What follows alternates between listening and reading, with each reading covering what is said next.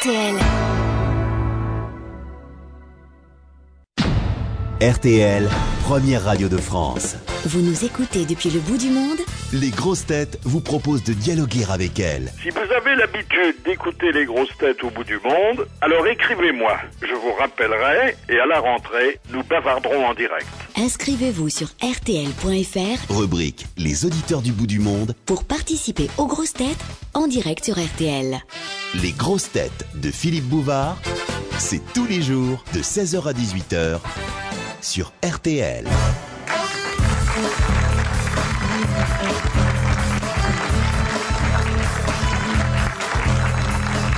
Bonjour, bonne année, bonne santé, bonne gaieté.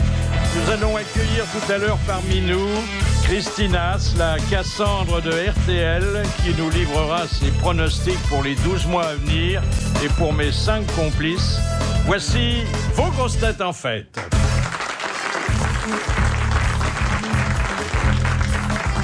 Quand il fume son gros cigare au bar du Ritz, le roi d'Arabie n'est pas son cousin. Jacques Maillot, bonjour. Il entretient quelques grosses bêtes et peut-être aussi quelques petites. Bernard Mabille, bonjour. On ressent comme une injustice de la démocratie qu'avec une voix pareille, il ne dispose que d'un seul bulletin de vote. Jean Amadou. Bonjour. Son bel organe lui a valu quelques contrats d'opéra et un livret de famille. Éric Logérias. Bonjour. Rien n'étonne moins ce grand pêcheur que de voir au quartier latin un requin draguer une morue. Carlos.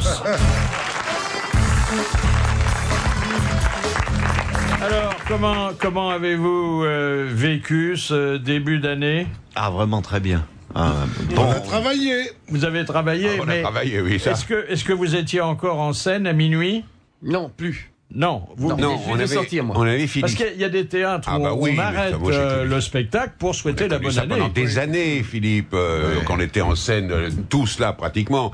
Alors à minuit, moi des fois je rentrais en scène au Camillo à minuit moins 2, ou à minuit moins 5. Alors je commençais mon tour, je m'arrêtais, je dis maintenant marrez-vous. Je descendais, je prenais un whisky, je remontais 10 minutes après, on enchaînait. Mais ça se fait beaucoup dans les cabarets. Parce que là, pendant 10 minutes, il faut leur laisser le temps de s'embrasser, machin et tout. 2 heures après, ils se tapent sur la gueule. Ouais. Ils sont tellement bourrés. Ah bah oui, c'est des mecs bourrés, ça. Et vous, monsieur Carlos, est-ce que vous avez fait pour le réveillon? Ben moi, j'étais tranquillement à la maison avec des camarades, avec un très très joli foie gras de qualité, un peu marbré comme nos camarades, et puis des pintades. Ah, des pintades farcies aux truffes, leur au prénom mori, au foie gras. Il n'y avait pas quelques petites dindes sous la table? Non, je me suis farci de pintades. Oui. Et vous voyez après... le grand changement qu'il y a dans votre vie, c'est qu'avant il y avait des jeunes filles de qualité, maintenant c'est des foie gras de qualité. Oui, mais après de la purée aux truffes, c'est quand même pas mal. C'est chic, ça. Un vachin et quelques desserts. Non, c'est envoyer de la purée aux truffes, ça. Moi, je déteste sortir le jour du 1er de l'an. Des types te sautent dessus. Allez, et puis banané, pomme sautée, banané, tout ce que tu veux, noyau Joël, et merde. Je connais pas les types. Oh, c'est gentil généralement. Ouais. Écoutez, j'étais une année sur les Champs-Élysées, tout le monde s'embrassait à minuit, même les flics. Ah oui. Ils s'embrassaient qu'entre eux aussi. Oui. Moi, j'ai pas envie qu'un flic m'embrasse de toute façon. Non. Oh, non. Ça dépend. Ça dépend. Si c'est une... Parce que je trouve que... il y a des... Attendez, les fliquettes de la place de Ils l'Étoile. ont fait des progrès formidables. Ça y est, des petits plus sucrus. Dans les patrouilles où ils sont à 2, où il y a une fête, en général, elles sont ravissantes. Ils en mettent pour la circulation tout près de l'Arc de Triomphe à la demande des carrossiers. Parce que les hommes au volant ne regardent qu'elles et ils se rentrent les uns dans les autres. Et il suffit plus, il faut maintenant améliorer les contractuels qui sont restés un peu en deçà des canons de la beauté quand même. Elles font contractuelles parce qu'elles n'ont pas pu être putes. Elles sont trop moches pour ça. Non, c'est pas tout à fait vrai. Et vous, monsieur Logérias, qu'est-ce que vous avez fait? J'ai chanté. C'était ma dernière au Capitole, à Toulouse. Et ensuite, je suis rentré dans mon petit appartement avec ma petite famille et j'ai mangé purée aux truffes, pareil. Pareil, purée aux truffes. Cassoulet aux truffes. À Toulouse, c'était obligatoire. Et alors, surtout, le formidable brie aux truffes de chez Xavier, bon. place Victor Hugo. Très très bon. Oui, il y a qu'à Toulouse. On ouvre le bris, on met des on met de la truffes truffe et on le referme. C'est bon. C'est très bon. Et qu'est-ce que vous avez chanté? Eh ben, la belle Hélène. Ah ben oui, c'est Le vrai. pouls de la reine, le roi Ménélas, toujours. C'est quoi, baryton, ténor? Je suis baryton Martin. Baryton Martin. Oui. Oui. Comme Jacques Ténor. Eh oui. Jusqu'à 18h sur RTL, c'est les premières grosses têtes de l'année 2008. Quelle émotion. Carlos, Jean Amadou, Éric Logérias, Bernard Mabille, Jacques Maillot et Philippe Bouvard. Alors, dans notre série des interviews exclusives, nous allons essayer, mais là je vous promets rien parce que c'est vraiment jouer la plus extrême difficulté, nous allons essayer d'entrer en communication à Téhéran avec le président iranien. Allô, je voudrais parler au président. Monsieur le Président, c'est pas la première fois que vous faites l'honneur aux grosses têtes de bien vouloir leur consentir une déclaration, mais je dois dire que les précédentes interventions nous avaient un peu fait peur. Il semblerait là que vous êtes calmé. Oui, très calmé, je suis sage, tranquille, je prends beaucoup les Lexomil avec le whisky. Maintenant, je suis sage. C'est la recette de M. Kadhafi, il m'a donné. Alors même le FBI a été obligé de convenir que vous n'étiez pas un chef d'État dangereux. Non, pas de tout, je suis gentil comme un agneau. Oui, que vos centrifugeuses étaient inoffensives. C'est des yaourtières. J'aimais-tu le répéter, c'est des yaourtières. Il n'y a rien de nucléaire là-dedans. C'est du licaillis. Et que vous n'aviez aucun ressentiment contre les États-Unis. Mais pas du tout. Je l'aime beaucoup, M. Biche. Georges Biche, je l'adore. Je vais même vous dire, mes vœux pour l'année 2008. Je veux que M. Georges Biche il reste le plus longtemps possible le président des États-Unis. Parce qu'un gars qui prend des yaourtières pour des centrifugeuses, on n'en trouvera pas deux comme ça. Merci, Monsieur le Président. Je vous salue, M. Bouvard.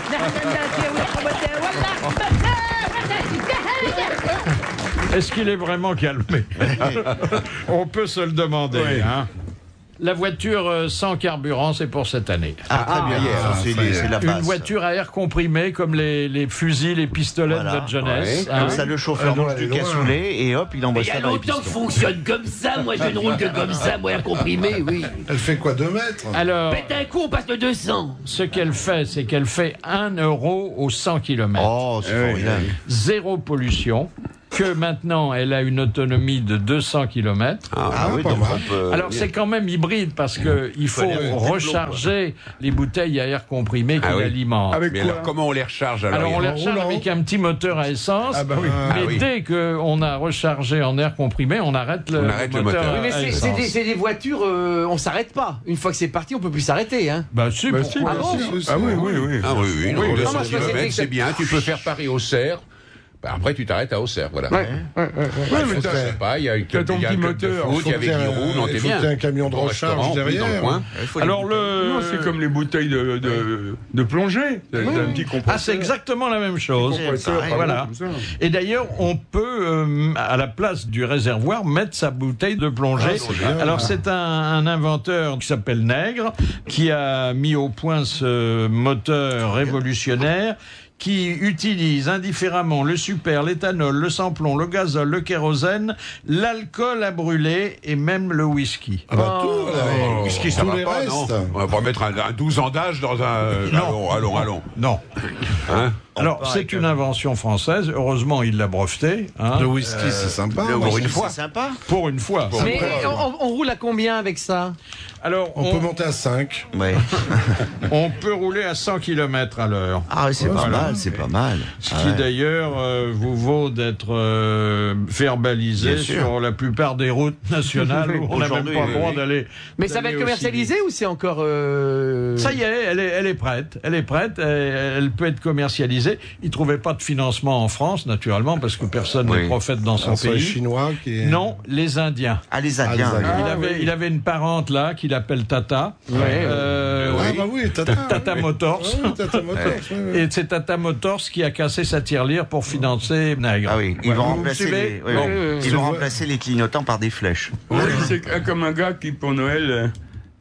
dit, tu sais que je fais comme cadeau, ma chérie? Non. Eh ben, je vais t'offrir quelque chose qui monte de 0 à 100 en moins de 4 secondes. Oh. Et il dit une voiture, il dit non, une balance.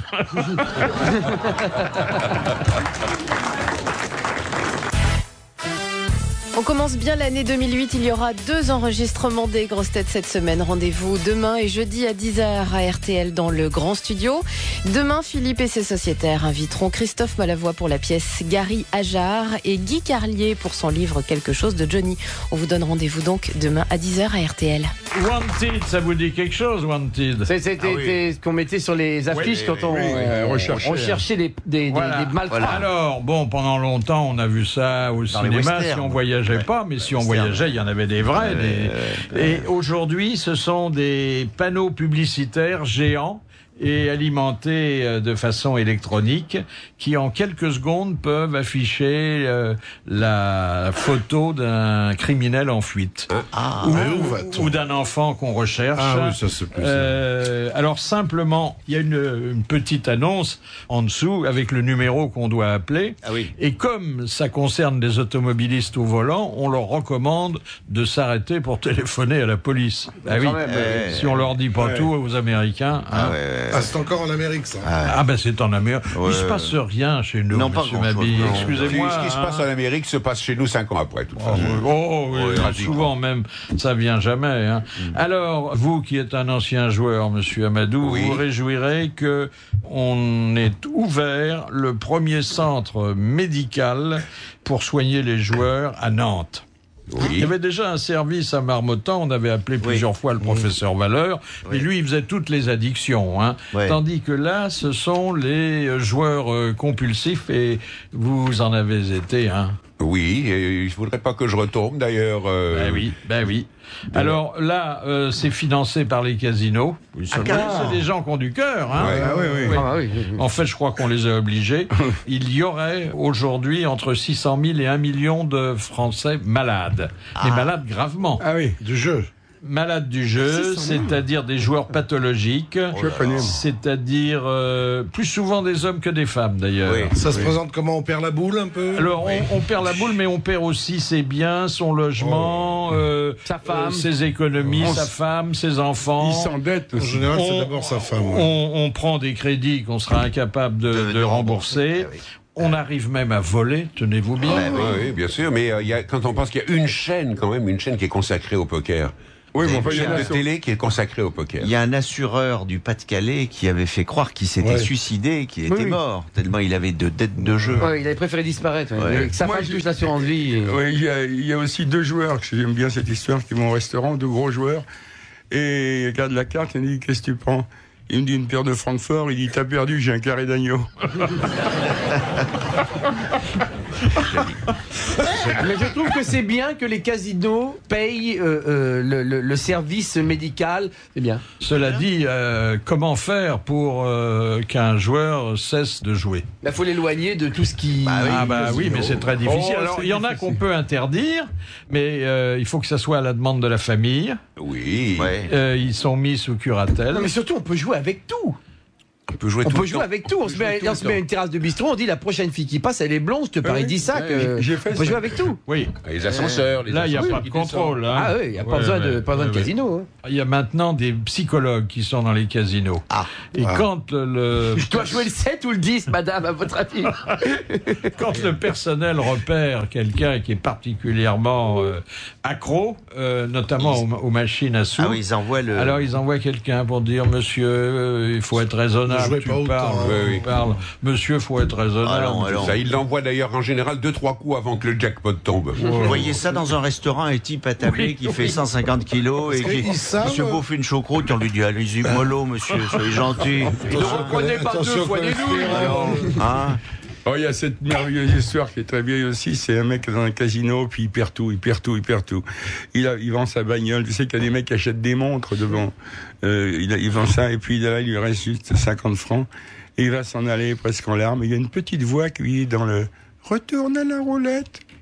Regarde, il n'y a personne autour, comme il est joueur, il dit « Qu'est-ce que vous dites ?»« Retourne à la roulette ». Il y va, quelle merveille, qu'est-ce qui se passe? Il y a une espèce d'ange, une petite voix qui me dit, il va pour mettre sur le 12. Non, sur le 7. Alors il met tout sur le 7. Le cercle tourne, taca, taca, taca, taca, taca, taca, et la petite boule tombe sur le 13. Et la petite voix fait « On a perdu !»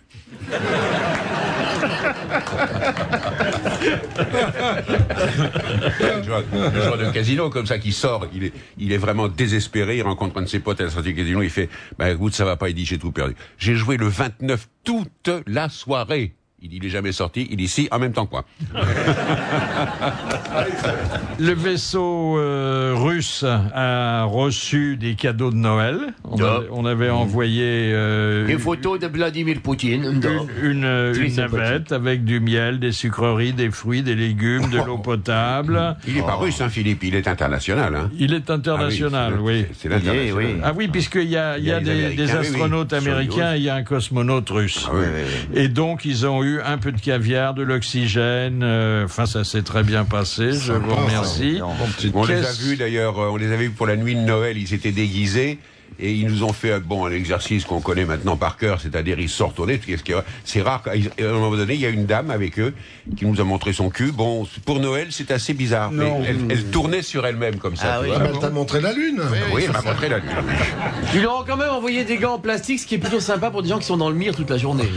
Alors, si vous vous intéressez à la partie la plus charnue des dames, je ne saurais trop vous recommander le reportage sur Ariel Dombal dans le spectacle mis en scène par Jérôme Savary, qui sera bientôt notre invité d'honneur. C'est une espèce de personnage à mi-chemin entre l'ange bleu et une dame qui se présente dans presque dans le plus simple appareil, harnaché avec... C'est Marlène, elle aurait plus de plumes, ça serait Marlène d'Autruche. Oui, alors oui, elle a même le chapeau de Marlène, et en plus, je dois dire que le galbe est assez satisfaisant. Mais elle a fait le Crazy Horse. Hein. Elle a fait le Crazy Horse, oui. Alors, autre très jolie femme, Adriana Carambeu, mais alors là, ça s'est moins bien passé pour Adriana Carambeu, parce que on l'avait, pour les besoins d'un tournage de télévision, emmenée sur les hauts plateaux d'Abyssinie, et elle a manqué d'air. Enfin, d'oxygène. Parce que c'est pas le genre à manquer d'air. Elle s'est étouffée. Elle s'est essoufflée. Et alors, on lui a demandé qu'est-ce qu'elle pensait du petit voyage. Elle dit, à Paris, si je m'ennuie, je prends un taxi, et là, c'est pas possible. Et en plus, ils l'ont pas payé, du coup, parce que essoufflé n'est pas joué. C'est vrai qu'il y a peu de taxis en Abyssinie, surtout assez hauteur. Mais c'est une jolie femme aussi. Très jolie, très belle. La longueur de jambe d'Adriana Carambeu, c'est parce que c'est-à-dire que quelqu'un de normal arrive à respirer sur les hauts plateaux d'Abyssinie. Mais elle, comme elle fait 4 ou 5 mètres de haut, elle étouffe, c'est normal. Le maire devrait mettre des vélos. Moi, je l'ai vu, j'ai pris l'avion avec elle, c'est vrai qu'elle est vachement grande. Hein. Moi, je lui embrasse là, c'est tout. Moi, je l'ai pas fait, hein, Philippe. C'est une image. RTL, 16h, 18h, les grosses têtes de Philippe Bouvard.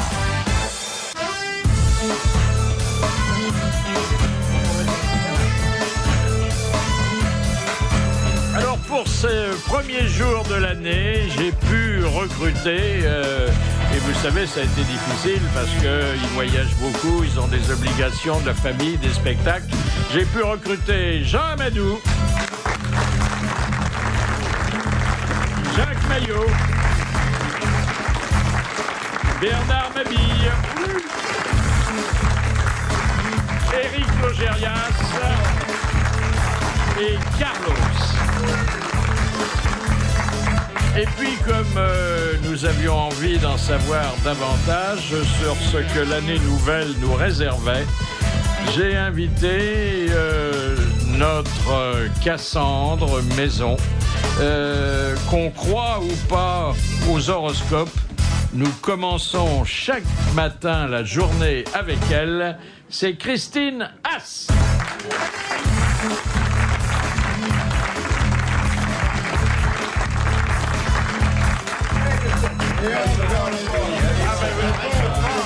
Je vais déclarer à la fin de l'année des avantages en nature, hein, parce qu'il y en a beaucoup. Vous n'arrêtez pas de vous faire embrasser. Oui, je viens. Philippe, vous embrassez. On a envie de l'embrasser. Oui, écoutez, oui. Mais lui, il n'a pas toujours envie. Je peux vous dire que certaines dames sont venues ici, il ne les a pas embrassées. Non, c'est vrai. Oui, c'est vrai. Jack Lang. Non, mais aujourd'hui,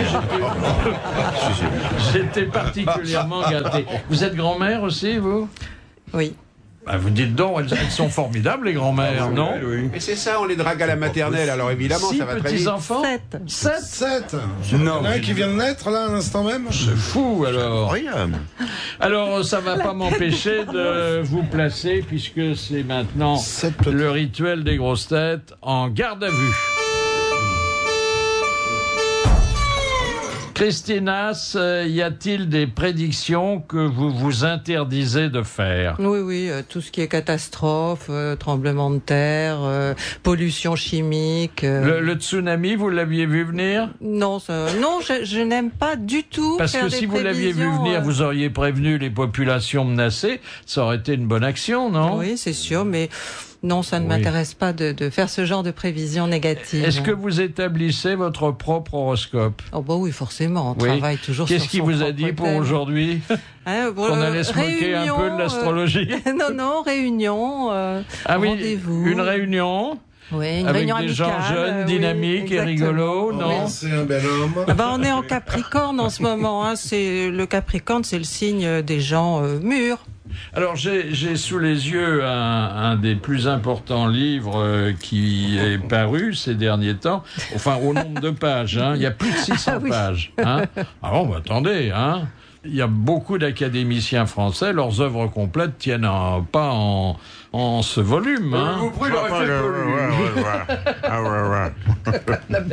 Est-ce qu'il vous est arrivé, pour faire les horoscopes de 2008, puisque c'est le propos du livre, de puiser dans les horoscopes des années passées? Non, jamais. Jamais. Je fais jamais ça parce que d'abord ça ne pourrait pas être vrai puisque pourtant il y a des choses qui se retrouvent. Hein, les planètes se déplacent, hein, mais ce qui se retrouve tous les ans, c'est la position du Soleil dans les signes.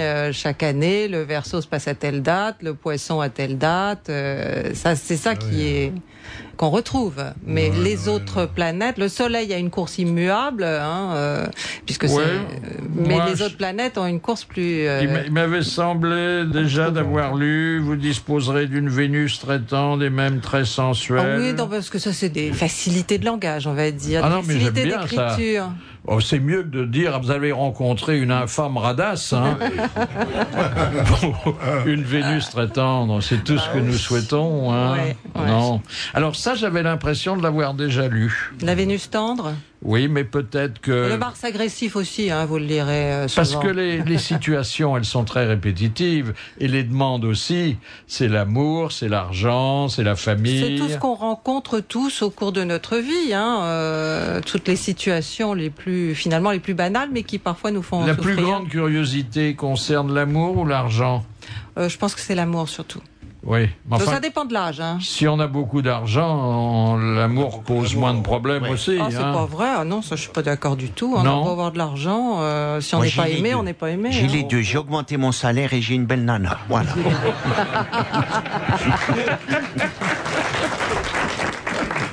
Ça aide quand même, c'est quand même plus facile d'emballer à Saint-Tropez avec une Mercedes qu'à Villeneuve d'Ascq avec un vélo, hein. C'est plus pas pareil.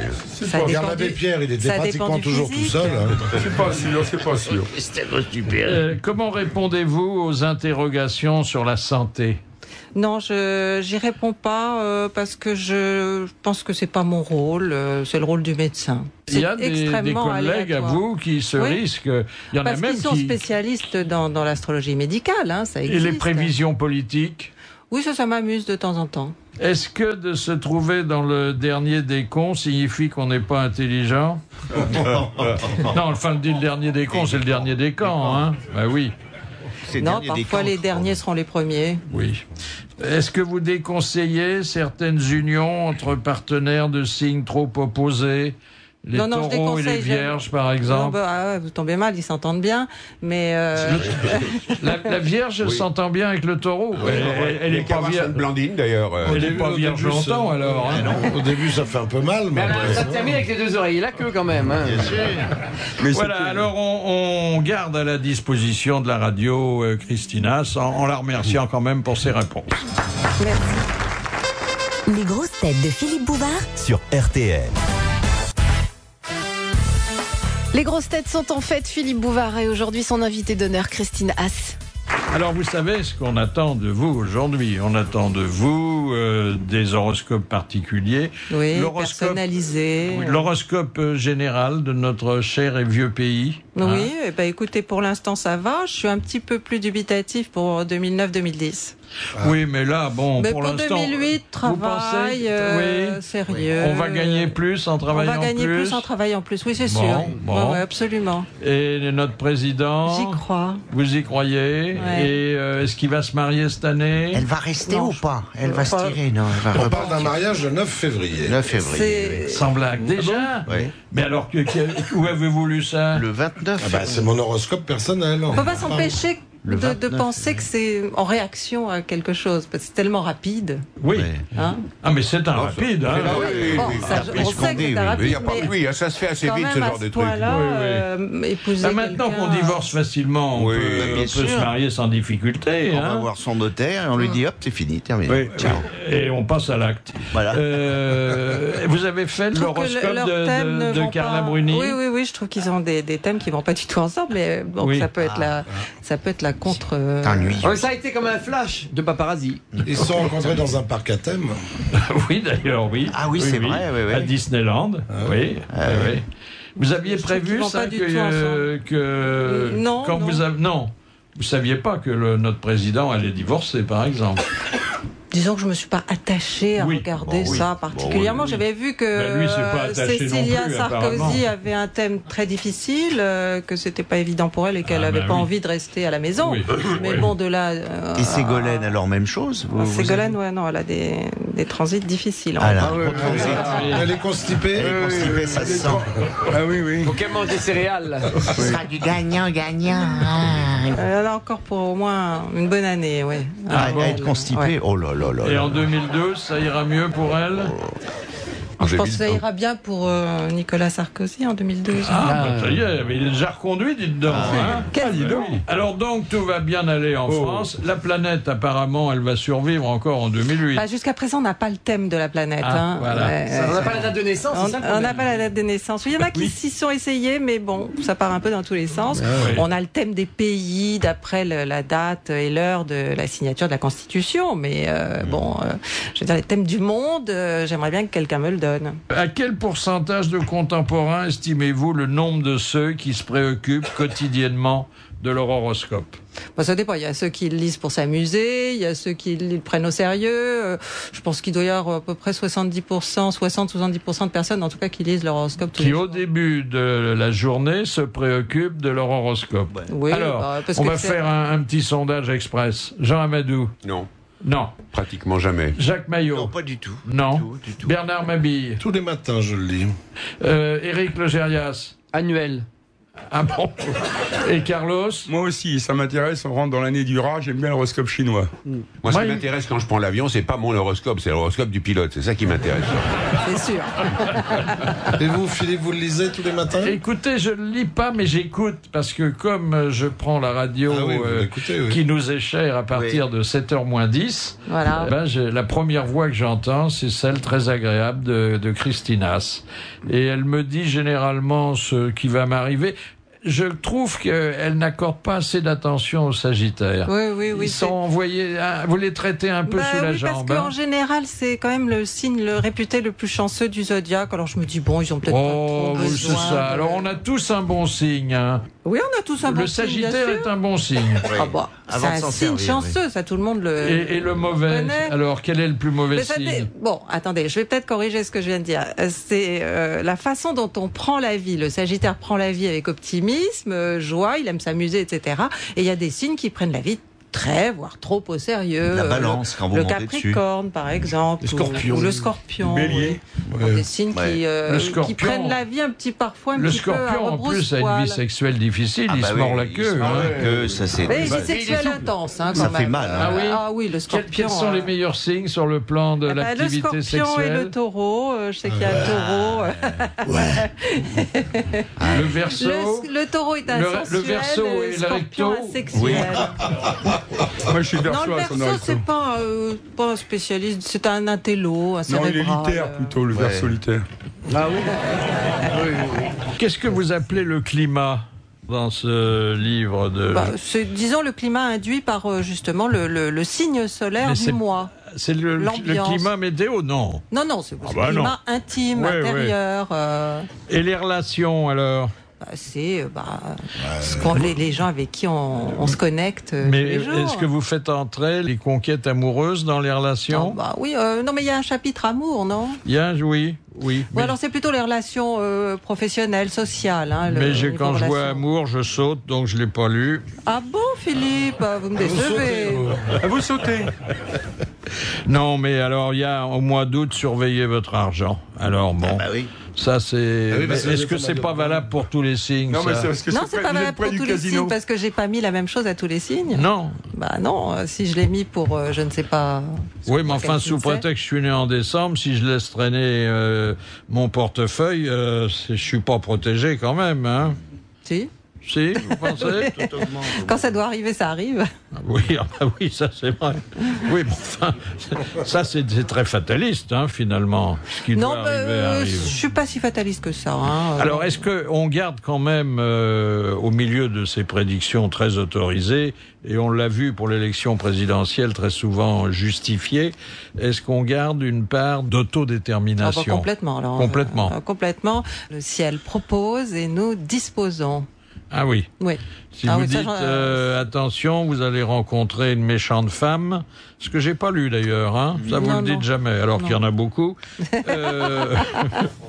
On en connaît tous. Non, mais statistiquement, il y a un risque.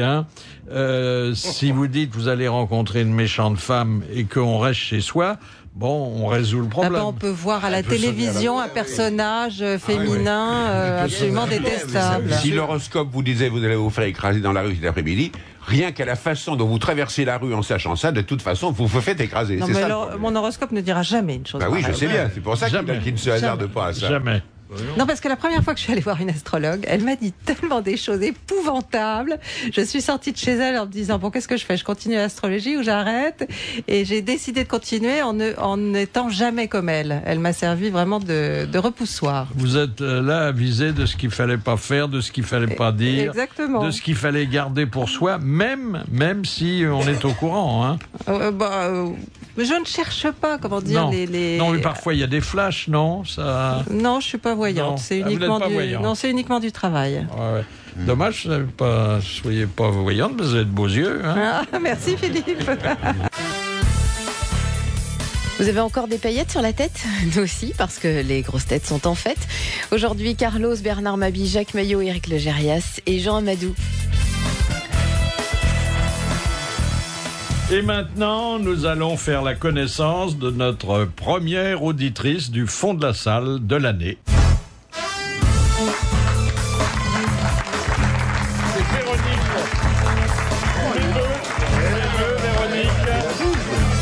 C'est Véronique Nagard. Elle vient de Nantes exprès pour vous voir. J'espère qu'elle ne sera pas déçue. J'espère. Ils sont tels que vous les imaginiez? Oui, tout à fait. Vous les imaginiez pas encore plus beaux qu'ils ne sont? Je ne serais pas correcte quand même. Vous allez dire. Parce que là, vous avez tous les types d'hommes réunis en 5 personnes. Il y a les moches et les beaux. Je crois que j'en aime les gros. Il y a les intelligents, les cultivés, les points. Il y a tout. Il y a des cons aussi, il faut les trouver. Oui. C'est comme la fève, ça. Il y en a. Oui, c'est ça. Alors, Véronique est non seulement nantaise, mais elle est aussi comptable, ce qui n'est pas incompatible d'ailleurs. Non. C'est bien la comptabilité. Oui. Oui, sinon qu'on est dans les chiffres toute la journée et que... Ça ne me dérange pas. Non? Vous avez le sens de ça? Oui. Sinon, on aurait pris autre chose. Oui. Elle aurait été infirmière ou danseuse nue. Pourquoi pas On peut être comptable la journée, danseuse nue le soir. Effectivement. On peut même danser nu chez soi. Oui.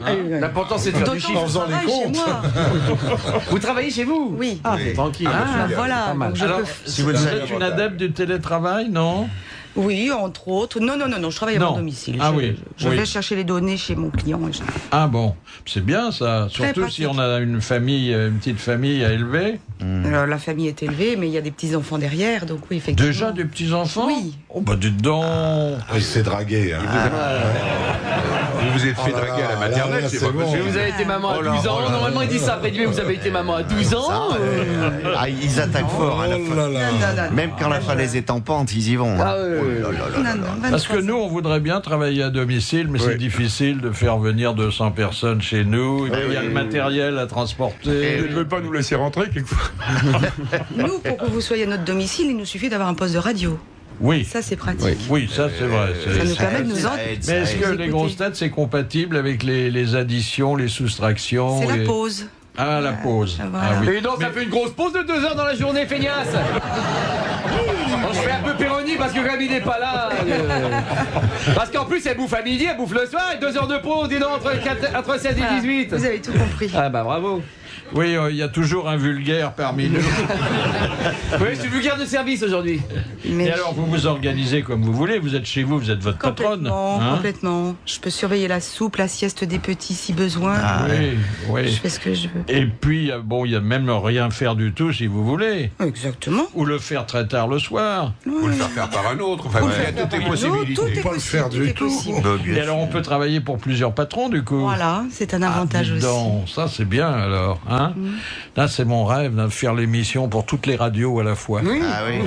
Mais ça serait mal vu. En Amérique, il y a des gars qui font ça. Oui, alors ça en radio. Ah bah oui, ils ont tout un réseau. Hein.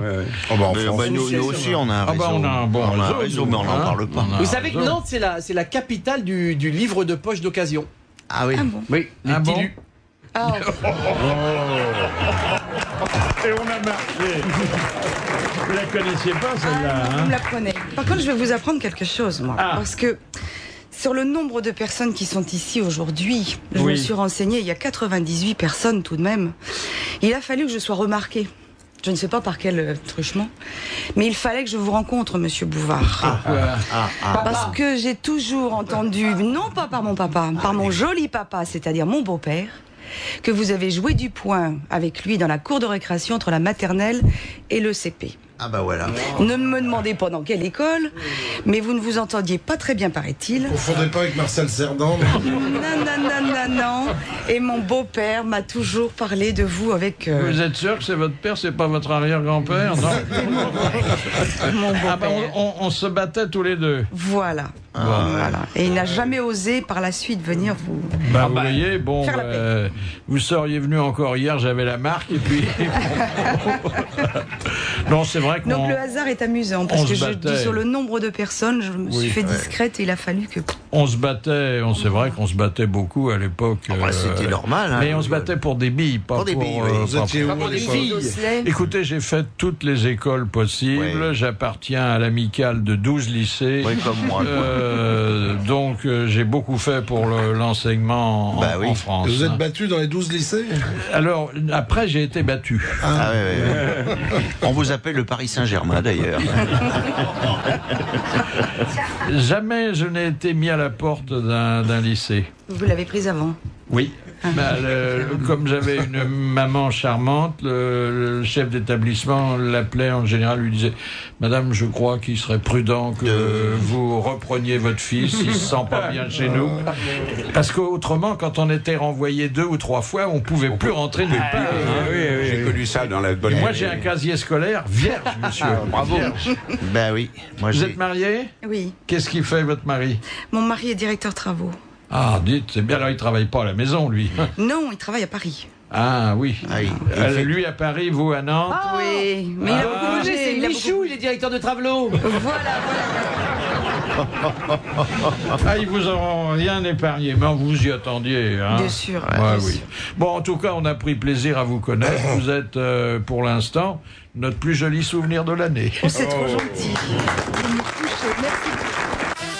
Nous restons jusqu'à 18h dans le grand studio RTL, les premières grosses têtes de l'année, en l'honneur d'inviter Christine Haas et à ses côtés Carlos, Jean Amadou, Éric Logérias, Bernard Mabille, Jacques Maillot et Philippe Bouvard. Une citation naturellement sélectionnée en pensant à Christine Haas, Monsieur Borel de Murol qui en a pris l'initiative, qui a dit « La superstition est à la religion, ce que l'astrologie est à l'astronomie. La fille un peu dévergondée d'une mère très sage. » Je la connais, mais je me souviens plus du tout de qui c'est. C'est un philosophe. C'est un philosophe, écrivain, ça remonte déjà... 19e siècle Descartes. Oh non, ça remonte au 18e. Siècle des Lumières. Donc c'était un des encyclopédistes. Voltaire, Rousseau, Voltaire. C'est Voltaire. Bonne réponse de Jacques Maillot, qui est arrivé dans un fauteuil. Bien aidé par les autres. Oui, mais évidemment. J'aimerais bien que cette année on le dise. Ah là là, c'est terrible. Ça, c'est terrible. Ça, il va nous faire des revendications. Ah oui. Je revendique 7% de cette réponse. Alors, le 12 janvier, j'ai une histoire qu'on m'a coupée. L'ascendant, c'est très important. Oui, c'est le caractère. C'est-à-dire, ça modifie le signe. Oui, ça ajoute. Ça le complète, oui. C'est une dimension de la personnalité, comme le soleil est une autre dimension. Est-ce que c'est vrai qu'à partir d'un certain âge, on ressemble plus à son ascendant qu'à son vrai signe? C'est-à-dire que si votre caractère se renforce, effectivement, l'ascendant prend le pas. Ouais. Parce que le signe solaire, c'est un peu l'idéal qu'on poursuit. Oui, le soleil, oui. Donc, avec l'âge, l'idéal, parfois. Mais est-ce que c'est vrai que tu connais un rayon parce que tu as la voie lactée? Oui.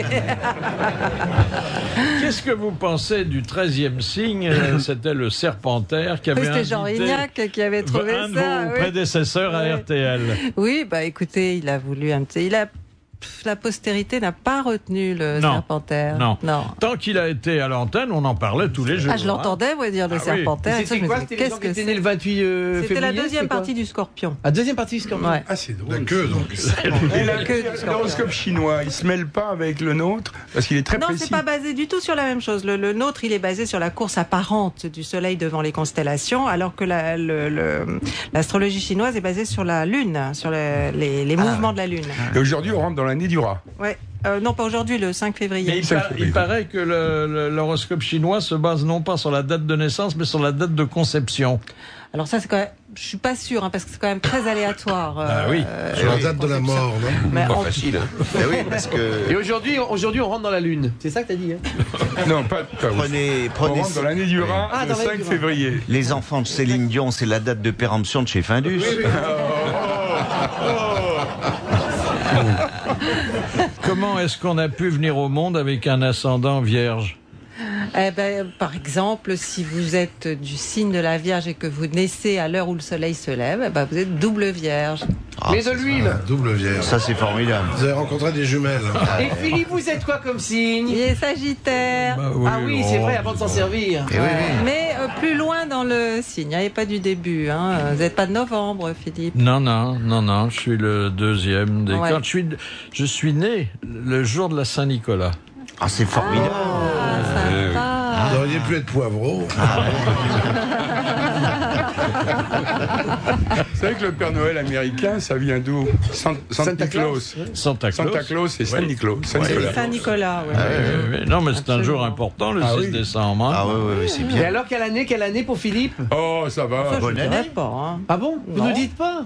On veut savoir si le chef va avoir une belle année. Ah, quelle année? Je croyais que vous vouliez... De naissance? Non, on a perdu le calendrier, il n'y en avait pas à cette époque-là. Pour l'année, c'est... Christina, c'est astrologue, elle n'est pas historienne. Ni archéologue. Une bonne année sur le plan financier, qualité de vie, confort. Il faut faire un petit peu germer tout ce que vous avez planté l'année dernière. Vous avez planté. Pour avoir du blé, il faut le laisser germer. Absolument. Et non, c'est une bonne année pour vous. plein de plans. Oui. Autant sur le plan personnel que... Sexuellement, ça va. Philippe. Faut laisser germer. C'est une année sensuelle. Il va être papa. Une année sensuelle. Comme le régime du même nom. Ah oui, il a mis la petite graine, il faut qu'il attende. Ouais. Je sais que je vais être dans les affaires immobilières. C'est comme le mec qui rencontre son pote, il fait qu'est-ce que tu fais? Bah, il dit, ça va. Je vends des appartements, je vends des meubles. Ça marche bien? Il dit, oui, je viens déjà vendre les miens. Nous sommes à nouveau dans le grand studio RTL. Philippe Bouvard a choisi pour vous souhaiter une bonne année 2008. Jacques Maillot, Bernard Mabille, Carlos, Éric Logérias et Jean Amadou. Et son invité d'honneur jusqu'à 18h est l'astrologue RTL, Christine Haas. Nous allons retrouver notre auditeur du bout du monde. Sur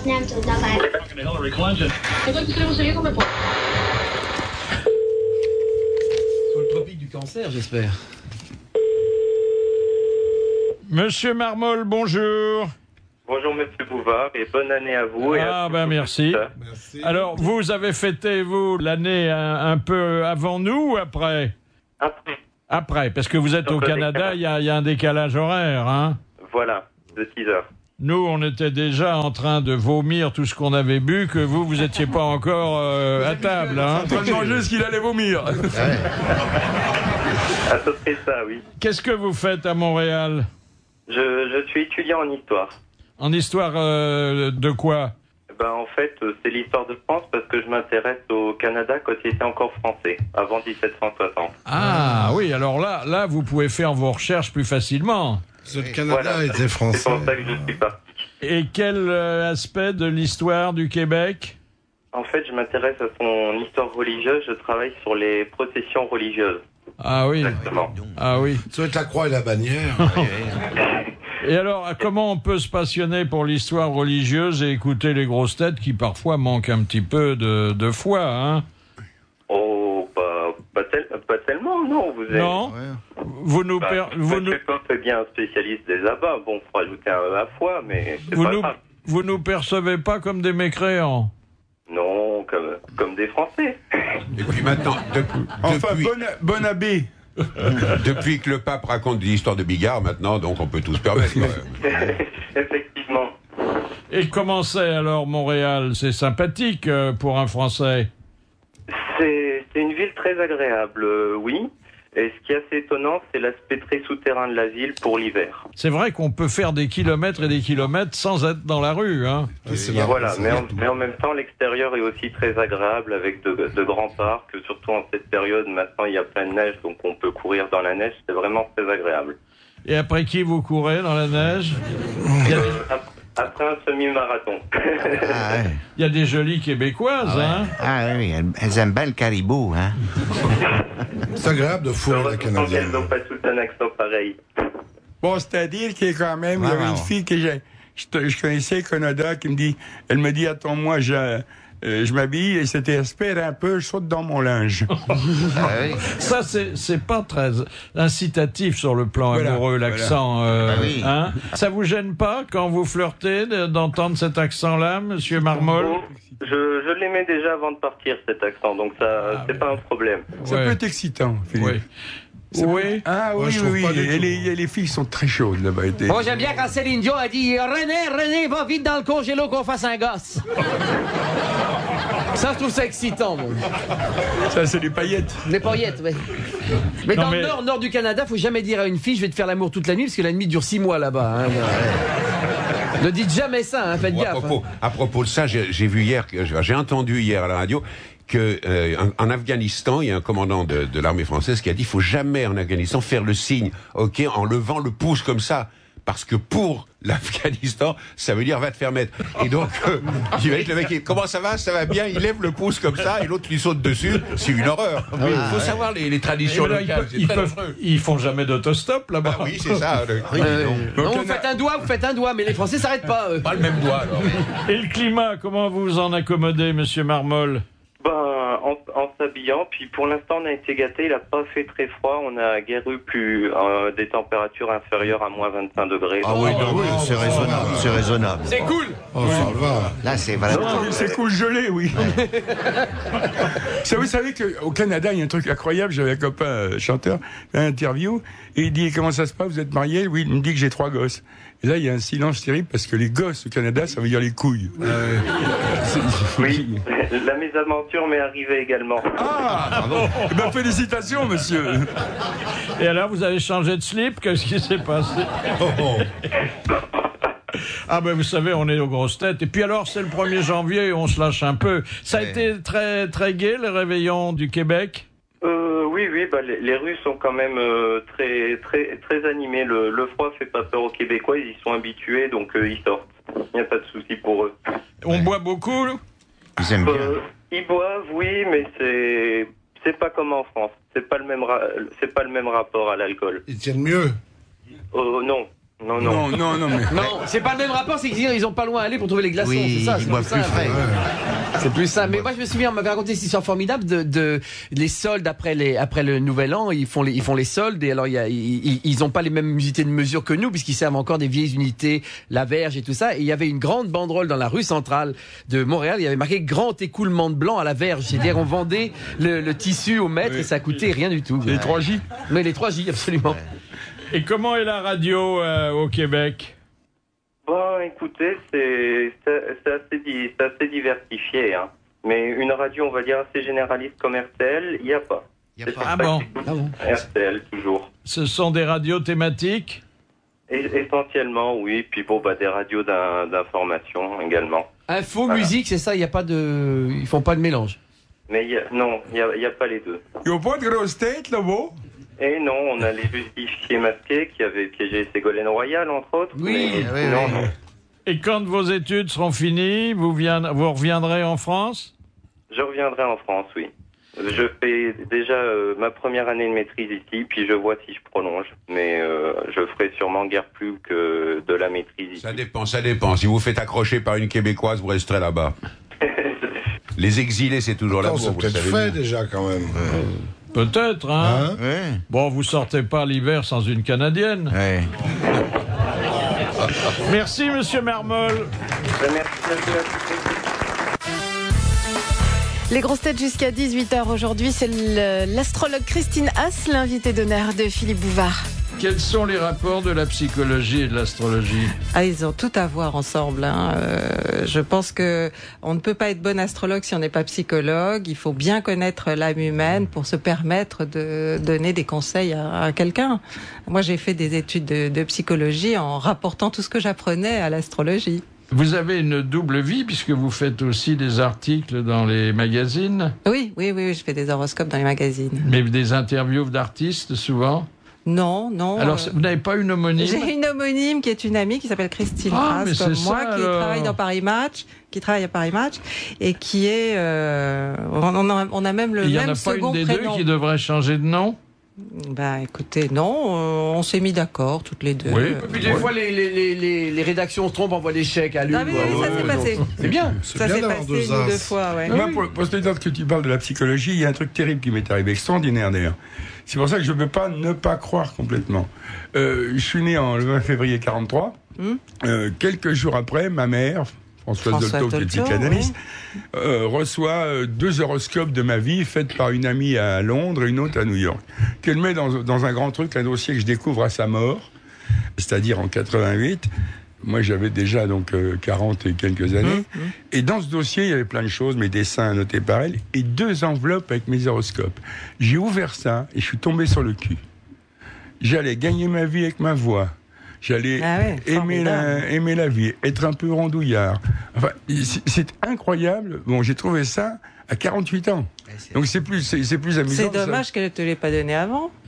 Non, parce qu'elle ne l'intéressait pas trop, elle. Non. Et puis bon, j'avais 3 mois, elle les a oubliés. Avec son esprit contradiction, elle serait devenu comptable rien que pour faire mentir les horoscopes. Les deux disaient la même chose. Oui, grosso modo la même chose. C'était étonnant. À l'époque où vous en avez pris connaissance, c'était plus des prévisions, c'était la confirmation de ce qui vous était arrivé. Hein. Absolument. Alors vous allez donner votre signe à Christine qui va vous dire à quoi vous devez vous attendre.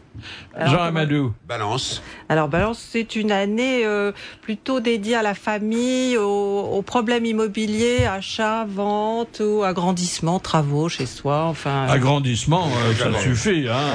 1m95, ça suffit. Il ne va pas grandir encore. Il est déjà agrandi pour tenir sous le plafond, donc ça va. Mais attendez, il est plus à l'âge où on agrandit la famille et l'appartement. Petits-enfants. Oui. Ou alors, peut-être souhaite-t-il vendre un bien pour placer son argent ailleurs. Je sais pas, beaucoup de balance autour de moi. En tout cas, qu'il soit du signe de la balance, on s'en doutait un peu. Hein. Oui. Pourquoi? Parce que vous balancez tous les soirs. Je balance un petit peu, oui. Non, mais je suis le type même de la balance. Je suis toujours de fer au feu. Vous êtes hésitant de nature? Un peu hésitant, de fer au feu. Et si je suis au restaurant, quand j'ai commandé quelque chose et qu'on appelle le plat à côté, je fais merde, j'aurais dû prendre ça. Voilà, c'est exactement. Oui, c'est ça. C'est une vraie balance. Balance, oui. Mais qui n'aime pas renoncer. Finalement, le problème du choix de la balance, c'est qu'il n'aime pas renoncer à l'autre terme du choix. J'aime pas beaucoup renoncer, c'est vrai. Ça. Voilà. C'est-à-dire qu'il demande ce qu'il a dans son assiette et ce qu'il y a dans celle du voisin. Voilà, c'est ça. Il hésite toujours entre le Clémenceau et le Charles de Gaulle. Et Jacques Maillot, le signe? Poisson. Alors, Poisson, ça dépend de quand. 1er mars. 1er mars, oui, ça va. C'est une année pour faire des projets d'envergure, pour essayer de faire progresser sa vie professionnelle, et spécialement pour le second décan. Vous pensez qu'il va réussir? On va commencer à le connaître, qu'il pourra acheter un théâtre et gagner de l'argent?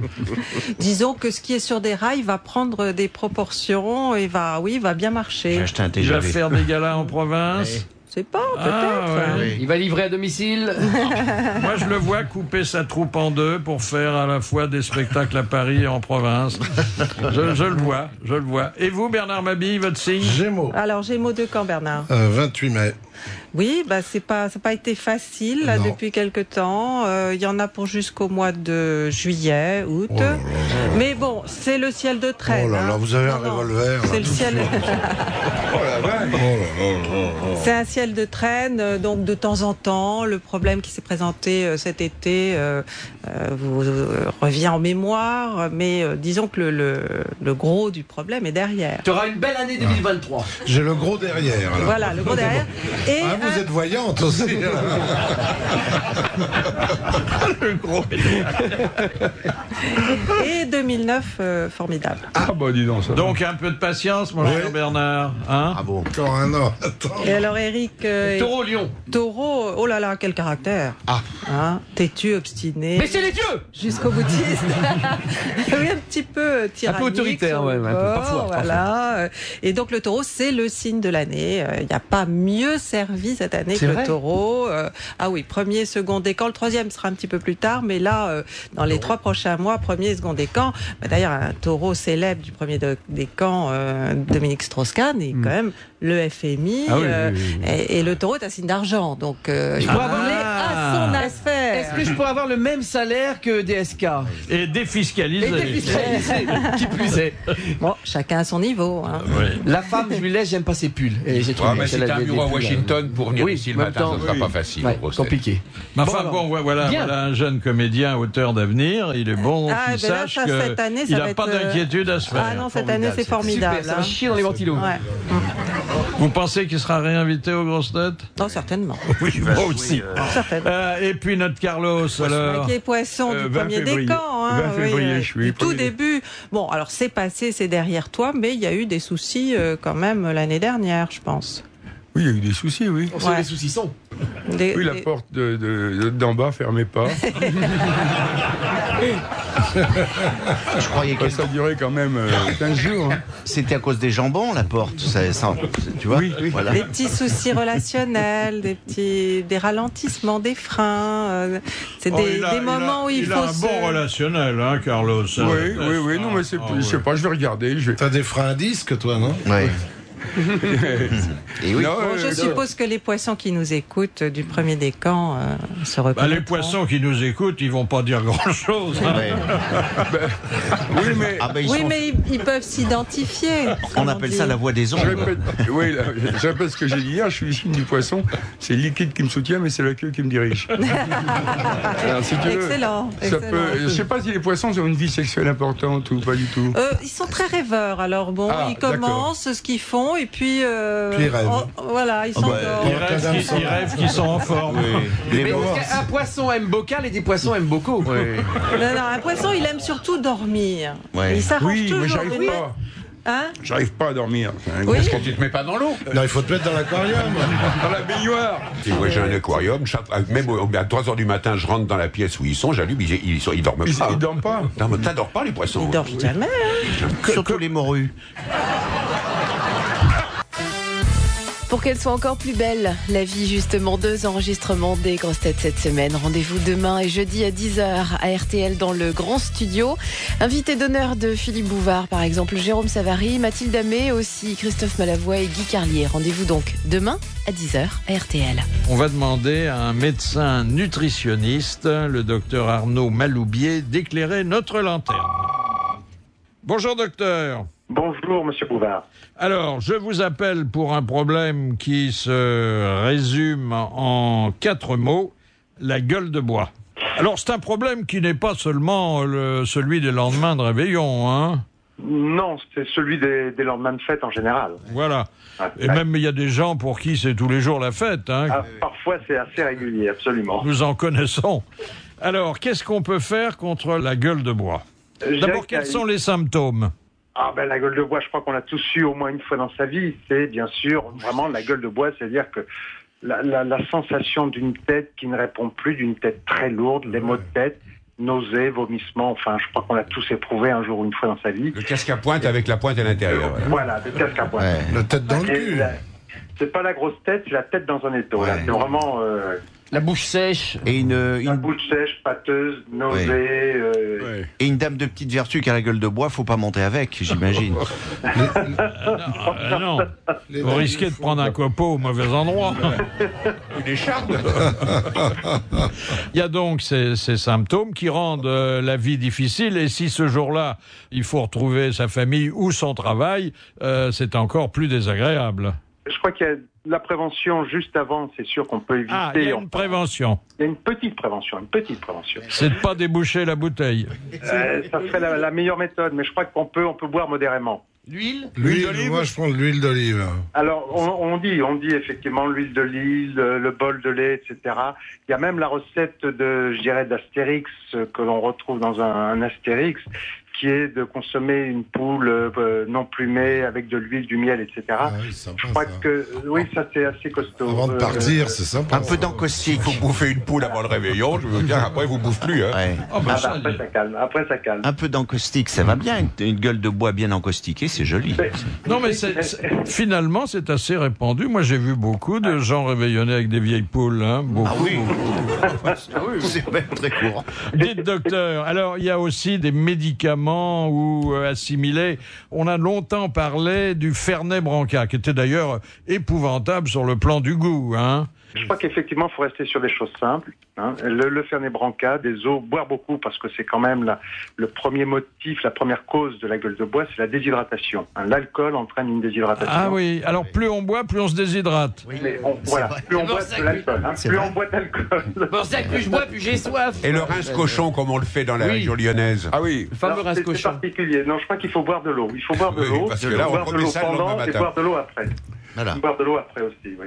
Oui, enfin, il y a les fameux trucs classiques, le citrate de bétaïne, le casse-seltzer. Boire de l'eau gazeuse, boire des eaux gazeuses après, parce que ce sont des eaux qui sont effectivement bicarbonatées, qui font digérer.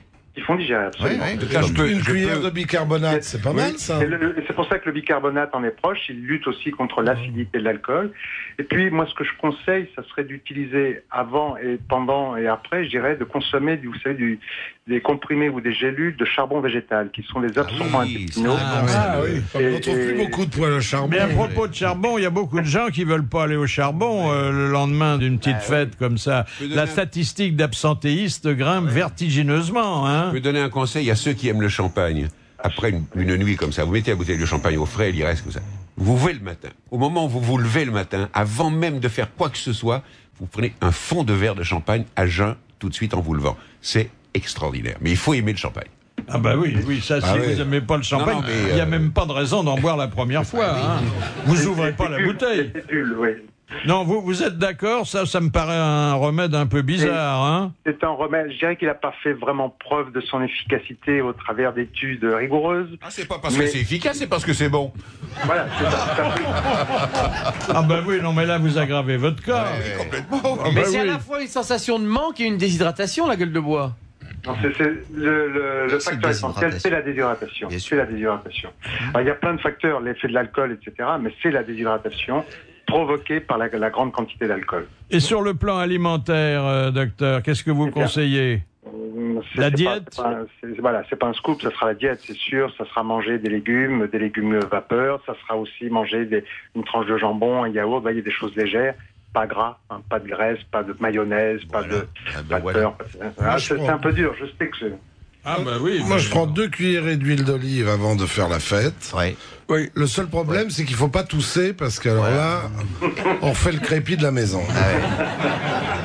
Et puis en plus, alors je viens de voir, le prix de l'huile ne cesse d'augmenter. Et la mayonnaise, elle monte pas seulement dans le bol. Elle est devenue hors de prix. Hors de prix, la mayonnaise. Hors de prix, hein. Attendez, on a augmenté les œufs, le vinaigre, l'huile et la moutarde. Oui, c'est affreux. Moi, cette année, par exemple, j'étais pour le premier de l'an, j'ai fait après le spectacle, on avait une petite soirée costumée. Je m'étais déguisé en bubon, c'est-à-dire j'étais tout nu, peint en rouge, avec de la mayonnaise plein la bouche, et en appuyé sur la bouche, en arrivant chez les gens, ce qui est toujours très rigolo. Ça m'a coûté un pognon cette année. Ah oui. Ah oui, c'est très cher. Tu fais tube de mayonnaise, quoi. Voilà, une espèce de tube vivant. Très bon. Est-ce que les deux principaux sexes sont égaux devant la gueule de bois, docteur? Non. L'homme est plus résistant. Entre autres à l'alcool. On a vu ça pendant la guerre. Hein. Et la femme boit plus.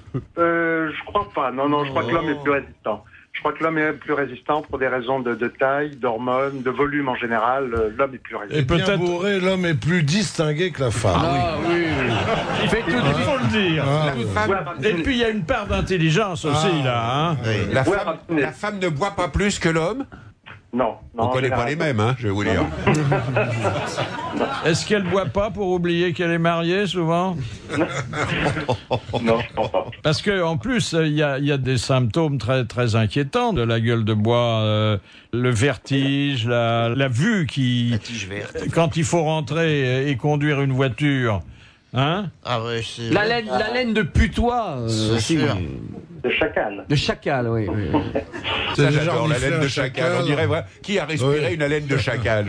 C'est comme les gens qui vous disent, de whisky, ça sent la punaise écrasée. Vous avez déjà bouffé de la punaise écrasée pour faire la comparaison? C'est idiot, c'est idiot. Non, mais ça a le goût de ce que ça sent. Voilà. Tu connais la laine de chacal? Non. Il y a déjà un chacal qui t'a soufflé dans le nez. La laine du pingouin qui est super. Ah oui, c'est très bon. La laine du pingouin, c'est la meilleure. Et la laine du berger. Bien, écoutez, merci docteur Maloubier. Grâce à vous, on peut réparer les dommages. Il est encore temps. Merci. Merci. Les grosses têtes en fête, les grosses têtes avec aujourd'hui en invité d'honneur l'astrologue Christine Haas, présent également sur le plateau Jean Amadou, Éric Legérias, Bernard Mabille, Jacques Maillot et Carlos. Qui a dit un alcoolique, c'est quelqu'un que vous n'aimez pas et qui boit autant que vous? Gainsbourg? Non, c'est un étranger, ça, non? Non, quelqu'un de chez nous qui d'ailleurs levait bien le coude. Ah, il est mort. Il n'est pas mort de ça, mais il est mort. Pas mort de ça. Carmé? Non. Blondin? Non. Qu'est-ce qu'il y a comme alcoolo connu? C'est pas un alcoolo, c'est quelqu'un qui était un bon vivant. Un écrivain? Un bon vivant fait pas toujours un bon mort. Hein. Ouais. Écrivain? Il avait une belle plume, mais qui se plantait parfois quelque part. Un Coluche. C'était Coluche. Ah oui. Bonne réponse de Bernard Mabille.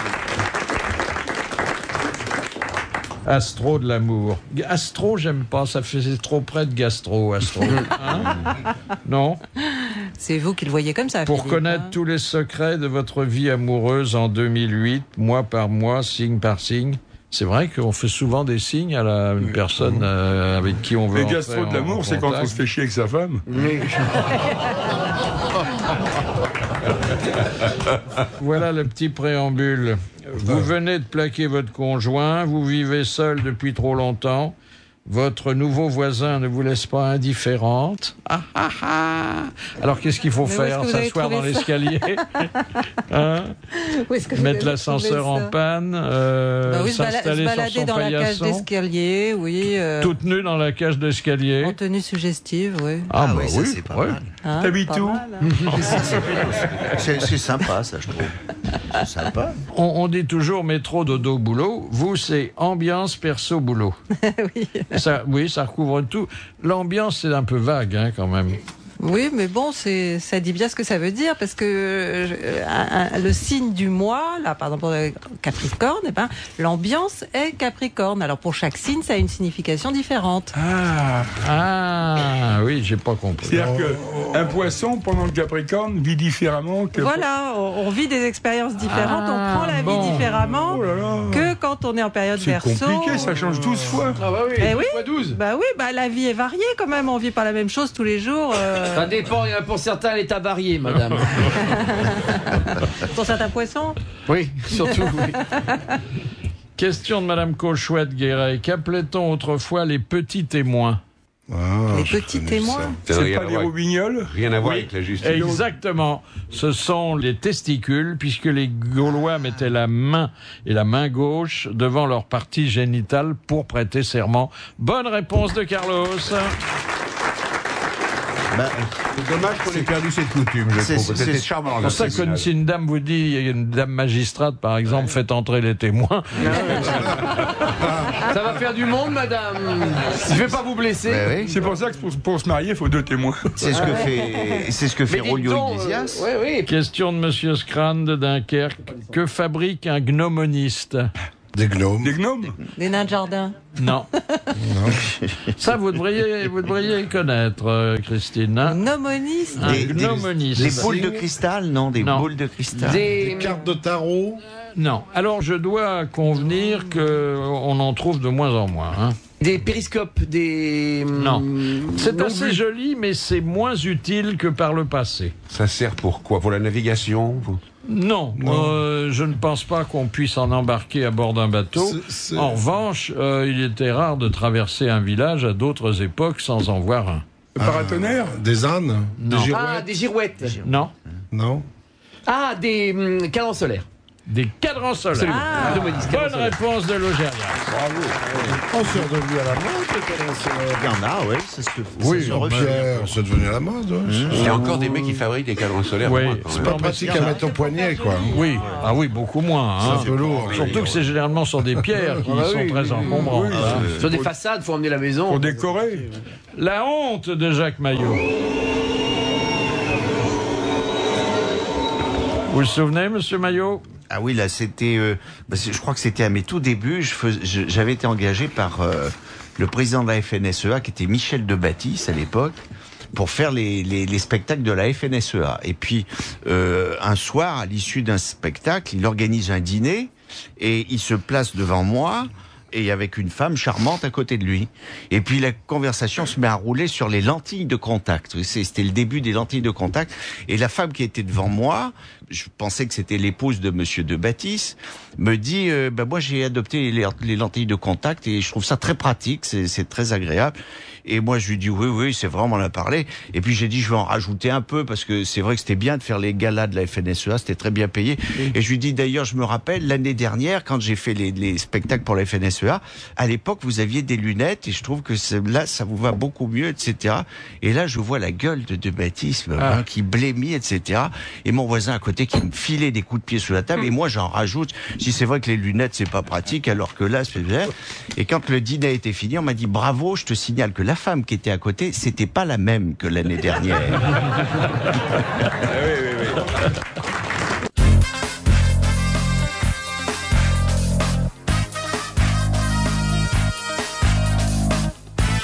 Avez-vous réussi en 2007 à coller les grosses têtes? Pas facile, hein? C'est pas facile. Enfin, certains y arrivent. Et cette année, tentez votre chance. Envoyez vos questions à Philippe Bouvard et gagnez 300 €. Vous les envoyez soit par internet, rtl.fr, à la page des grosses têtes, ou par courrier. Et vous en profiterez pour souhaiter une belle année à Philippe, qui mérite bien. RTL, les grosses têtes, Philippe Bouvard, 22 rue Bayard, 75 008 Paris. Nous allons rallumer notre lanterne pour entrer en communication avec un authentique champion. Marcel Le Soye, bonjour. Bonjour Philippe.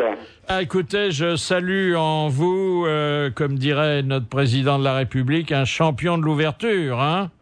Il le faut des fois de temps en temps, hein. Ah oui, vraiment, là, s'il y a quelqu'un qui a bien mérité de la politique d'ouverture, c'est vous, hein. Disons, c'est quand même grâce à l'ostréiculture. Disons tout de suite de quoi il s'agit. Est-ce que vous ouvrez, hein? Oui, tout à fait, allez-y. Qu'est-ce que vous ouvrez? Bien, nous, on ouvre des huîtres. Hein. Des huîtres. Vous êtes le champion de l'ouverture des huîtres. Oui, tout à fait. C'était les Savoyards qui faisaient ça dans le temps. C'est-à-dire le champion des écaillés. Quel est votre record, monsieur Le Soye? Eh bien, mon record de l'heure est de 2064 huîtres. Oh là là, 2064 huîtres en une heure. J'en fais même pas une douzaine. Ça fait 2 secondes par huître, ça même pas. Je vais vous envoyer ma marraine, personne n'a pu l'ouvrir. Et même Alain Belon, éventuellement. Oui. Mais vous méritez d'être les cahiers du cinéma. Ben, pourquoi pas, hein. Surtout qu'au Festival de Cannes, on me voit souvent là-bas. Alors, naturellement, vous avez un secret pour arriver à cette performance. D'abord, vous êtes un professionnel exercé, mais qu'est-ce que vous avez un couteau spécial? Non, du tout. Un simple couteau, et c'est l'erreur que les gens font, c'est d'apporter le couteau sur l'huître, et c'est le contraire. C'est madame qui va à monsieur. Ah oui, il faut que l'huître aille au couteau. Ouais, tout à fait. Oui, et ça marche mieux. Ah bah tout à fait, puisque vous faites le mouvement du baby-foot, et l'huître, la lame pénètre entre les deux bivales. Vous jouez au baby-foot avec les huîtres? Et au flipper, ça marche aussi, non? Pareillement. Il y a quelqu'un qui est à côté de vous pour récupérer l'huître une fois qu'elle est ouverte? Ah bah au concours, c'est un huissier qui est là. Hein. Ah, vous avez un huissier qui prend les huîtres. Ah oui, mais qui est obligé de contrôler si l'huître est ouverte avec son voile sur le poisson. Car beaucoup de gens laissent le voile sur la coquille. Et vous faites aussi dans la moule, non? Eh bien justement, c'est ce que je voulais poser à vos invités. Pouvez-vous me dire quelle est la culture en France de la moule? Mais il n'y a pas de culture, c'est naturel la moule. Ah ben non, les bouchots. Les bouchots, c'est sur les pieds. Les bouchots. La moule, c'est au pieu. Alors quand la moule est chaude, on a toujours le bouchot. Ah. Oh, mais monsieur Le Soye est un joyeux de riz, hein. Et pourtant, ça ne s'applique pas aux meilleures moules de France, qui sont les moules de laiton de Thau à côté de Sec, qui sont les meilleures qu'on puisse manger dans ce pays. Moi, je pense que le grand nombre de blessures a lieu au Nouvel An, et c'est les gens qui ouvrent les huîtres chez eux qui se retrouvent à l'hôpital avec avec des doigts coupés. Quand on n'est pas très adroit, hein, on prend des risques. Ça arrive quand même, hein, pas à monsieur, mais... Mais vous aimez les huîtres pour les manger, monsieur Le Soye? Ah ben évidemment, parce qu'une huître, déjà, la première chose qu'il faut faire, c'est de retirer la première eau à l'ouverture pour retirer les impuretés du voyage. Après, une fois que vous avez coupé le pied de l'huître, vous la mettez en bouche. Ah oui. Et Ah, ça, je m'est arrivé. vous absorbez la deuxième eau. Celle-ci, elle est salée. Oui. Après, vous faites le fondant avec le cristallin, avec la chaleur de votre bouche qui est à 37 et le produit qui est entre 12 et 15 degrés. Vous faites le fondant. Oh là là, mais vous êtes un sacré technicien, hein. Est-ce que vous n'êtes pas ému par le regard de l'huître, avec ses petits cils qui bougent, vous savez? Eh bien, écoutez, il y a des fois que j'ai des frissons. Lorsqu'il y a une belle huître, eh bien, je dis, elle est pas pour le client, elle est pour moi. Ah, dites donc. C'est ça, oui. Ah oui. Dites-moi, monsieur, on m'a dit un truc avant-hier, ma sœur, d'ailleurs, qui est médecin, m'a dit que, justement, il faut jeter la première eau de l'huître parce qu'elle est vivante et elle fait pipi. C'est les impuretés. Merci, Carlos. Hein. Mais c'est vrai. On va se retrouver à Quiberon tous les deux. Mais si l'huître criait, on n'en boufferait pas. Si au moment où on donne le coup d'odeur dedans, elle faisait aïe, personne n'en boufferait. Vous trouvez... Non, mais les gens ont peur du mollusque parce que c'est vrai qu'on dit qu'elle est vivante, mais une fois qu'elle est ouverte, l'huître meurt. Donc il n'y a aucun souci. La seule chose qu'ils ne pourront pas faire, c'est de la gober par rapport à votre acide que vous avez dans l'estomac. C'est tout. C'est ça qui vous fait des aigreurs et vous avez l'impression que l'huître monte. Vous avez trouvé des perles de temps en temps? Ah ben la seule personne que j'ai rencontrée, Philippe, c'est vous aujourd'hui. Non, il est curieux, là. Là, c'était pas une petite perle, c'était une grosse, c'était ma bille, hein, vous savez. On vous a remis un trophée pour votre record? Oui, tout à fait. Et le plus beau cadeau que j'ai pu obtenir avec ces records d'ouverture d'huîtres, ça a été la présence de monsieur Paul Bocuse qui m'a remis le pied à l'étrier. Ah, le grand Paul. Ah, bah, dites donc, oui. Voilà, il m'a remis le pied à l'étrier et c'est ce qui m'a permis à 40 ans de ne pas me retrouver au chômage. Et c'est devenu pour moi une passion et un métier. Mais vous avez ouvert un commerce avant d'ouvrir des huîtres? Oui, maintenant j'ai un commerce qui me permet de vendre du coquillage au niveau national. Ah oui, pas seulement des huîtres alors? Non, de l'ensemble des produits bretons et des moules. Et on gagne de l'argent? Ah bah oui. Vous avez le bourriche? Un passionné peut gagner de l'argent, mais sans s'en faire une profession. Est-ce que vous vendez mon crustacé fétiche, là, il paraît que je lui ressemble, le bigorneau? Alors, il faut savoir parce que Kersozon me traite toujours de bigorneau. Voilà, le bigorneau, nous en vendons, mais le bigorneau perceur, il faut faire très attention, c'est un prédateur de l'huître. Ah oui. Ah oui, il fait des trous dans l'huître. Ah oui, ils font des trous dans l'huître et puis les huîtres... Alors, il suffit d'ouvrir une huître pour qu'elle meure? Tout à fait. Oh, c'est aphrodisiaque ou pas? Quand on met du citron dedans, il se rétracte. Tout à fait. On parle de l'huître aphrodisiaque, c'est vrai. Car la vitamine PP va réagir dans votre cervelet et va vous donner de la tension. Qui dit tension, dit le reste. C'est aphrodisiaque pour les pépés, alors. Voilà. Et la vitamine B12... La légende veut que Don Juan, Casanova, absorbait 2 ou 3 douzaines d'huîtres avant chaque déduit. Hein. Oui, mais plus que ça, il en prenait. Et après, c'était les moules. Et dernièrement, un président de la République mangeait beaucoup d'huîtres. Oui, le président Mitterrand. Tout à fait. Ah oui. De Gilardot. Si, t'as un petit peu. Aliot. Disons Gérard Gilardot, mais il n'y a pas que cette huître-là qui compte. Hein. Oui. Bon, écoutez, j'ai pris grand plaisir à bavarder avec vous et je suis pas le seul. Et je peux vous dire que vous n'êtes pas seulement un champion pour l'ouverture d'huîtres, vous êtes aussi très bien dans la conversation. Merci, monsieur Le Soueil. Merci à vous tous. Non mais faut pas s'arrêter, faut faire les 3 huîtres quand on peut en ouvrir autant que ça quand même. Dedans, on doit être un peu abruti le soir quand on a rendu compte. Il y a un moment où on cale. Attendez, il peut ouvrir 12 000 huîtres en 30 heures. Oh là là. Ah, dites donc. Ah oui, quand même. 32 huîtres à la minute. Oh là là, c'est la différence entre une moule et une huître, environ 30 ans. Ils font qu'un seul geste, les grands écaillés. Ouais. Restez bien sur RTL. Les grosses têtes reviennent dans un instant.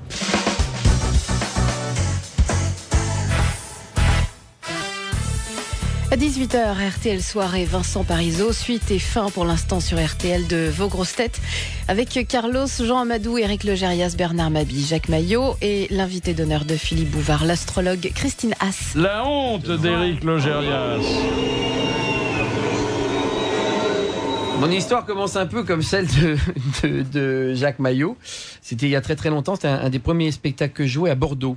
Et nous sommes invités après le spectacle à dîner chez un très très grand avocat bordelais, célèbre avocat bordelais qui vit dans un hôtel particulier magnifique. Nous sommes reçus à dîner dans un salon. Le dîner est magnifique. Nous sommes servis par des valets à la française. Enfin, c'est vraiment un moment un peu exceptionnel comme ça.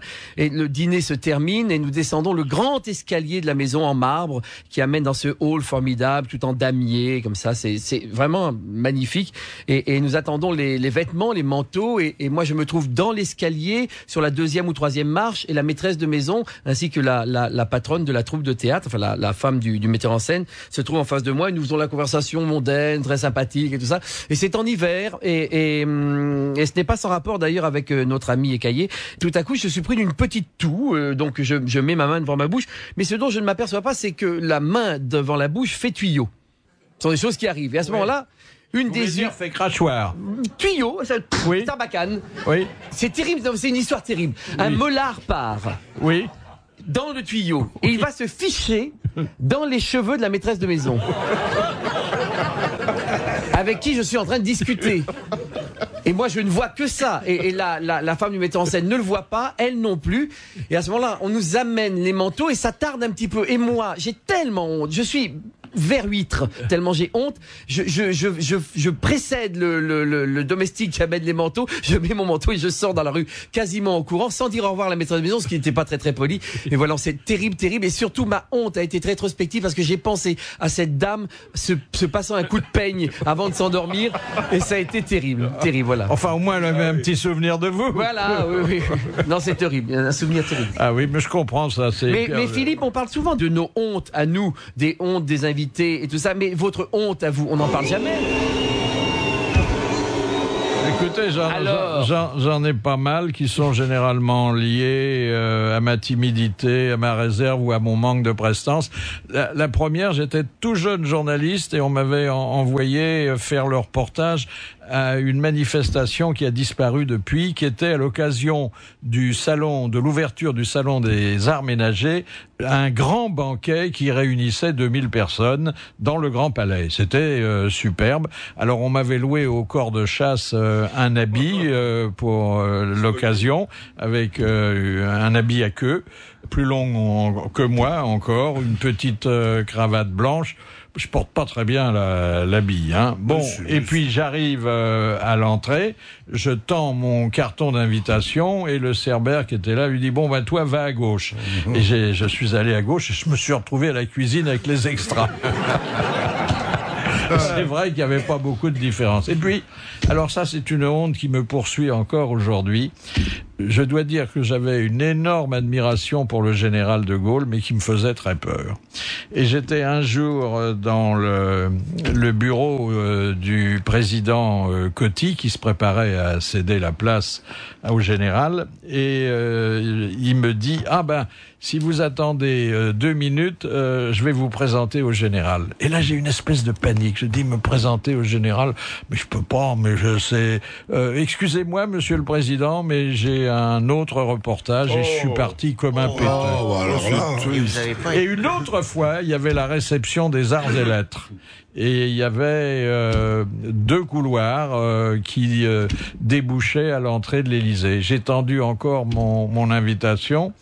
On m'a dit alors je vous annonce au général. J'ai dit non. Et j'ai pris l'autre chemin et je me suis encore retrouvé à la cuisine. Et il y a dans les mémoires de Gaulle cette phrase que vous n'avez peut-être pas lue: je n'ai jamais compris pourquoi Bouvard n'a jamais voulu me serrer la main.